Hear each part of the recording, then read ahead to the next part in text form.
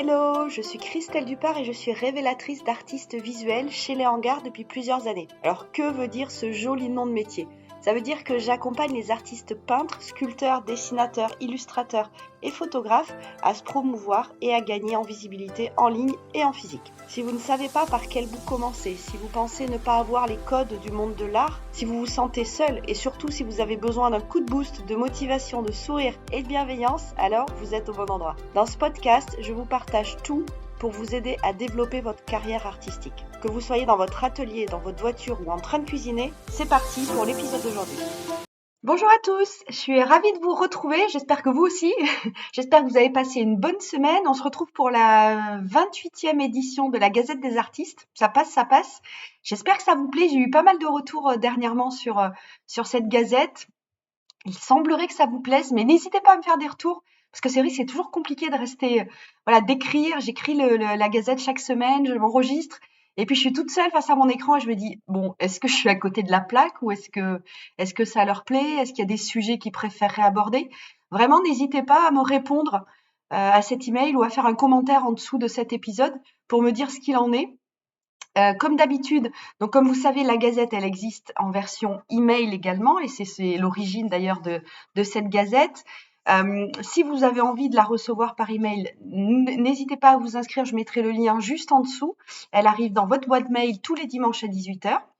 Voilà, alors comme chaque semaine, on va aborder 3 thèmes, 3 rubriques.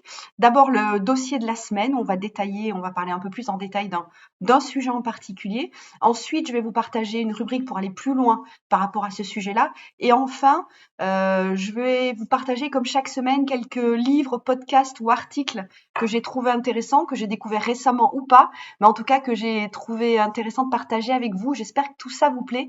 J'espère que toutes ces ressources vous permettent d'aller plus loin, d'avancer. Et voilà. Alors, pour cette 28e édition, je vais commencer par raconter ma vie. Je rigole toute seule. Bref, non, mais bon, comme chaque semaine, j'aime bien vous raconter un peu ce qui se passe du côté des hangars pour que vous suiviez un peu l'évolution et tout ça. Alors cette semaine, ça a été un peu plus calme que les 2 précédentes où j'étais par Mons et par Vaux à droite à gauche. Cette semaine, je suis restée à la maison. J'ai pu rattraper un peu mon retard, répondre à tous les emails, travailler sur tous les dossiers que j'avais en cours. Alors pas tous, non évidemment, mais j'en ai quand même avancé quelques-uns. Donc je suis plutôt très contente de ma semaine. Et puis il y a eu 3 faits marquants quand même dans la semaine. Le premier, c'est mardi dernier, c'était les 1 an du collectif, le 28 février. Donc on a fait une petite fête dans le collectif, on a bu l'apéro dans le collectif pour fêter ça. Et puis ça a été l'occasion d'échanges assez chouettes sur c'est quoi le collectif de demain, comment on le fait évoluer, qu'est-ce qui manque aujourd'hui dans le collectif pour que ce soit encore mieux. Donc c'était vraiment sympa. Le deuxième fait marquant, c'est que mercredi 1er, c'était mercredi, j'ai envoyé une première newsletter qui s'appelle Partage. Merci Aude pour l'idée du nom. Qui s'appelle Partage et qui va être envoyée chaque mois aux amateurs d'art. J'ai à peu près 800 emails aujourd'hui dans ma base de personnes qui sont sensibles aux créations artistiques. Et l'idée, c'est de leur envoyer un mail tous les mois pour leur présenter un des artistes membres du collectif et puis de recenser ensuite toutes les expositions organisées par les membres du collectif. Donc là, j'ai pas recompté, mais il y en a peut-être une douzaine sur le mois de mars. Et donc voilà, comme ça, je mets l'affiche, je mets les coordonnées, je mets toutes les informations de chaque expo.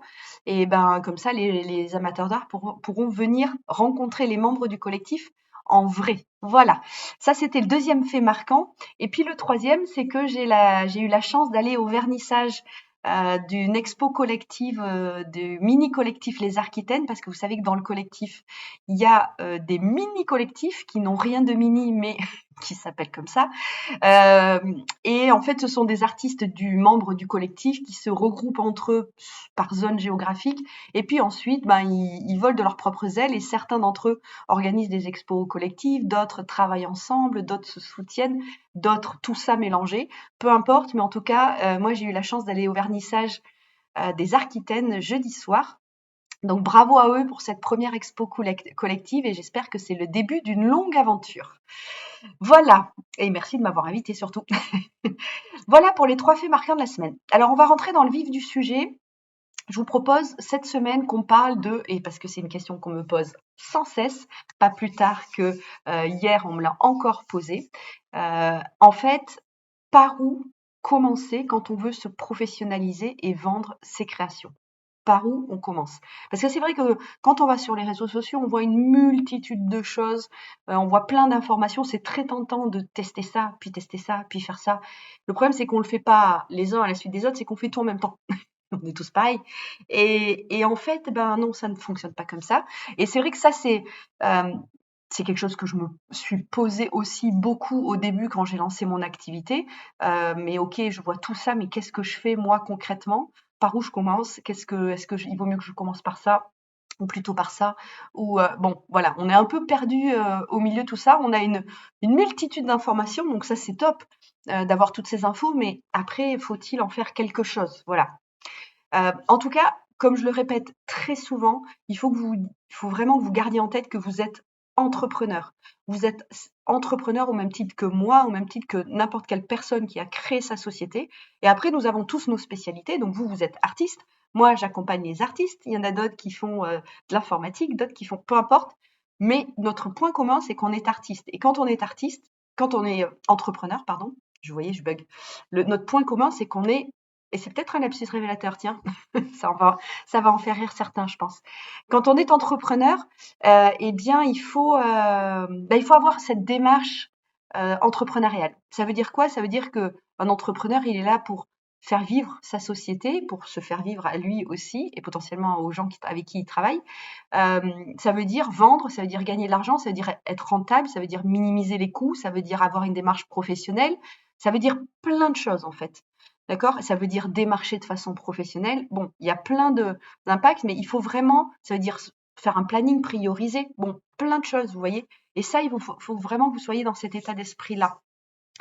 Ça veut dire aller chercher des clients, ça veut dire se montrer, être visible, savoir parler de ce qu'on fait, tout ça. C'est assez rare, alors ça arrive, hein, mais c'est extrêmement rare que on toque à votre porte et qu'on vous dise ce que vous faites. C'est magnifique, je veux vous vendre, vous allez vendre à... Bon, c'est très rare, ça c'est vraiment des coups de chance. C'est plutôt à vous d'aller à la rencontre de vos potentiels acheteurs que l'inverse, d'accord? Donc, gardez ça bien en tête. Tout à l'heure, on en parlait, mais parler de son travail, savoir parler de ce qu'on fait, savoir pitcher, comme ils disent dans le monde du marketing, c'est vraiment important. Et ça, vous devez vous entraîner, vous devez le préparer. C'est d'ailleurs, entre parenthèses, quelque chose qu'on va travailler au mois d'août, là, dans le collectif, de savoir pitcher, de savoir parler de soi, de savoir parler de son art. Ça va vous être utile partout, dans la rue, quand vous croisez quelqu'un, dans une soirée de réseautage, une soirée perso aussi. Mais qui tu es toi et qu'est-ce que tu fais dans la vie? On peut pas répondre simplement je suis artiste peintre ou je suis sculpteur. C'est pas suffisant. Il faut vraiment expliquer votre univers, votre message, qu'est-ce que vous voulez dire avec votre art, quel médium vous utilisez. Il faut savoir l'expliquer sans en parler pendant 3 heures, même si potentiellement ça pourrait être très intéressant, mais parfois on n'a pas tout ce temps-là devant nous pour parler de soi. Et en général, c'est plutôt l'inverse. On a plutôt du mal à parler de soi que d'en parler pendant 3 heures. Donc ça, c'est vraiment important. Quelle est votre démarche artistique? Voilà, quel lien? Et ça, c'est un article qui va bientôt arriver sur mon blog. C'est quelles émotions vous voulez faire passer. Pour moi, justement, les émotions, c'est vraiment le dénominateur commun entre vous et l'amateur d'art. C'est grâce à ça que vous allez créer du lien, aux messages, aux émotions que vous voulez transmettre avec vos œuvres d'art. Donc il faut que vous sachiez les exprimer, même si je sais que la majorité d'entre vous, vous créez justement pour ne pas avoir à les exprimer à l'oral, mais il va falloir s'y mettre un petit peu. Donc déjà, ça c'est important de travailler cette partie-là, de savoir parler de soi et de son travail. Ça va vous être utile aussi évidemment en exposition, ça va vous être utile aussi pour défendre un appel à projet, par exemple, ou pour échanger avec un galeriste, pour échanger avec un potentiel partenaire pour exposer. Bref, c'est vraiment très important. C'est peut-être par ça qu'il faut commencer. Trouver votre client idéal et comprendre qui il est pour pas s'éparpiller, pour pas partir dans tous les sens, pour pas exposer partout et n'importe où, pour pas essayer pour pas essayer de parler à tout le monde. Vous pouvez pas plaire à tout le monde. Votre art ne plaira pas à tout le monde. C'est pas possible. Moi, de la même façon, je ne plais pas à tout le monde. Je ne travaille pas avec tous les artistes et je ne peux pas travailler avec tous les artistes et je ne voudrais pas travailler avec tous les artistes. Donc vous, c'est pareil. Vous ne vendrez pas votre art, vos créations à tout le monde. La partie identifier son client idéal, je ne vais pas m'étendre là-dessus, même si dans l'email j'ai mis quelques informations. Tout ça, j'en ai parlé dans la Gazette numéro 26, donc n'hésitez pas à aller la relire ou aller l'écouter parce qu'elle est toujours évidemment sur ma chaîne YouTube et sur mon podcast. Mais voilà, vous pouvez faire la carte authentique de votre client pour savoir un peu plus qui il est et comment s'adresser à lui. D'accord ? Je rentre pas plus dans le détail, mais voilà, ça c'est vraiment aussi très important. Et ensuite, il faut respecter vos obligations légales, comme on dit. Donc bon, il y a le certificat d'authenticité quand vous faites une vente, même si c'est pas obligatoire, c'est quand même fortement conseillé. Il y a toutes les obligations juridiques et fiscales, à savoir de se déclarer en tant qu'artiste-auteur, en tant qu'auto-entrepreneur. Ça dépend de votre situation, mais en tout cas de se déclarer officiellement pour pouvoir vendre de façon officielle, parce que sinon vous n'avez pas le droit de vendre, évidemment. Toutes les informations, vous pouvez les retrouver, il y en a pas mal sur l'URSSAF du Limousin, il y a la chaîne YouTube de la chaîne YouTube de la sécurité sociale des artistes-auteurs qui en parle aussi un petit peu. La maison des artistes relaie également cette information. Donc n'hésitez pas à rechercher cette info. Mais il faut se déclarer. À partir de la première vente, vous devez être déclaré. Et puis ensuite, il y a une multitude de choses que vous pouvez tester pour vendre et être visible. Je vais vous en lister quelques-unes. Si vous avez assisté à mes conférences en ligne, vous en avez déjà entendu parler. Il y en a plein d'autres qui existent. Il y a plein de déclinaisons aussi qui existent. Je vais vous les lister là rapidement. Et surtout, à la fin, restez là parce que je vais vous inciter à faire un exercice qui va vous permettre, vous aider en tout cas à prioriser parmi toutes ces idées-là par quoi je commence. Les galeries physiques. Alors, je ne vais pas rentrer dans le détail parce que c'est une conférence en ligne que je fais qui dure 1h30 et même on pourra en parler pendant 2 ou 3 heures. Donc là, je fais juste une liste à l'après-vert. Galerie physique, exposition collective, exposition solo, les associations d'artistes, les appels à projets, les résidences d'artistes, les réseaux sociaux, les pubs en ligne. Alors ça, c'est plutôt pour faire des invitations à un vernissage. On ne vend pas une œuvre d'art avec une pub Facebook. Les emails, les plateformes telles qu'Art Confidential ou Saatchi Art ou Art Actif ou Art Majeur ou Caso Art, etc. Il y en a plein. Les partenariats pour expo, lieu public, lieu privé. Les partenariats pour partage de réseau, les ventes aux enchères, les produits dérivés, la presse, les journées portes ouvertes, etc., etc., etc. Il y en a plein. Ok ? Toutes ces idées-là sont toutes bonnes, mais elles ne s'adaptent pas à tout le monde. Donc à vous de choisir celles qui vous conviennent et celles qui s'adaptent à vous. Mais de toute façon, quoi qu'il arrive, comme on le disait au départ, il faut le faire de façon pro. C'est peut-être le plus important. Tout ce que vous entreprendrez, je l'ai bien dit ce mot, oui, eh bien, il faut le faire de façon professionnelle. D'accord ? Ça, c'est super important. Maintenant, on va prioriser parce qu'on ne peut pas partir sur tout. Et c'est l'exercice que je vous propose à faire pour cette semaine. Prenez toutes ces idées-là. Vous pouvez d'ores et déjà éliminer celles qui ne vous parlent absolument pas. Et sur celles qui restent, je vous propose de mettre des petites notations. Vous prenez le principe qui vous convient le plus, mais de notation en vous posant plein de questions. Les questions par exemple, est-ce que ça me plaît, est-ce que ça me plaît pas? Est-ce que c'est rentable, est-ce que c'est pas rentable? Est-ce que j'ai déjà travaillé dessus? Oui ou non? Est-ce que j'ai du réseau sur cette partie-là qui peut m'aider? Oui ou non? Est-ce que j'ai les compétences? Oui ou non? Est-ce que c'est un projet qui est long à mettre en œuvre? Oui ou non? Est-ce que c'est un projet pour lequel il y a des contraintes opérationnelles? Par exemple, je dois stocker beaucoup de choses à la maison et si j'ai un petit appart de 20 mètres carrés, c'est pas jouable, par exemple. Est-ce que ce projet est facilement rentable? Est-ce qu'il a un potentiel de développement? Voilà, et il y a plein d'autres questions que vous pouvez vous poser. Vous posez toutes ces questions et ça va vous aider à mettre des points et à identifier les 2 ou 3 projets que vous pouvez développer sur les prochains mois. Ça ne veut pas dire que les autres, on les met à la poubelle éternellement. Ça veut juste dire qu'on priorise pas les autres projets pour le moment. Ok ? Voilà, c'était le sujet du jour. Je sais que c'est un vaste sujet. Je sais que c'est assez compliqué. Et c'est d'ailleurs pour ça que sur cette deuxième rubrique de la Gazette, je vous propose de prendre un rendez-vous avec moi si vous avez envie, pour qu'on échange et pour qu'on voit si ça aurait du sens que je vous accompagne pour vous aider justement à mettre en place ces différentes actions, à les prioriser parce que même avec ce système de notation, c'est pas toujours évident de le faire soi-même. Moi, j'en ai vraiment vécu l'expérience, c'est-à-dire que pendant 1 an et demi à peu près, je suis restée toute seule en me disant bon Christelle, t'es quand même capable de te débrouiller, de lancer ton truc, t'as managé des équipes voilà avec du monde à l'étranger, t'as managé des projets, des budgets. Bon, tu vas réussir à lancer. Eh bien, j'ai pédalé dans la semoule pendant 1 an et demi. Je pense que c'est pas qu'une question de savoir faire ou pas faire, c'est aussi quand c'est son propre bébé, c'est franchement pas évident.